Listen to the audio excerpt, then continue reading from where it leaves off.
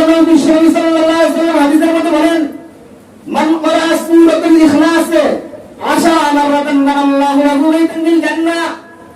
আল্লাহ বলেন, কোন ব্যক্তি যদি 10 বার কি করে সূরাতুল ইখলাস তেলাওয়াত করে, আল্লাহ রাব্বুল আলামিন তার জন্য জান্নাতের মধ্যে একটা ঘর বানিয়ে দিবেন। বলেন না সুবহানাল্লাহ।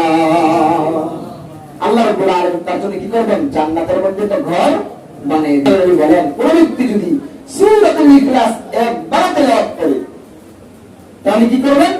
তার জন্য জান্নাত ওয়াজিব হয়ে যাবে। বলেন না সুবহানাল্লাহ। এক সাহাবী আল্লাহর নবীর উপস্থিতিতে সূরাতুল ইখলাস তিলাওয়াত করলেন। ইখলাস তিলাওয়াত করার পর আল্লাহ নবী বললেন তার জন্য ওয়াজিব হয়ে গেছে, সে তার হকদার।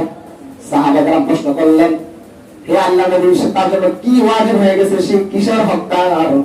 আল্লাহর নবী সাথে বললেন, সে সূরাতুল ইখলাস তিলাওয়াত করার কারণে আল্লাহ রাব্বুল আলামিন তার জন্য জান্নাত নির্ধারণ করেছেন, সে এই জান্নাতের হকদার। বলেন না সুবহানাল্লাহ। তাহলে সূরাতুল ইখলাস তিলাওয়াত করলে লাভ না লস? একজন বলেন লাভ না লস?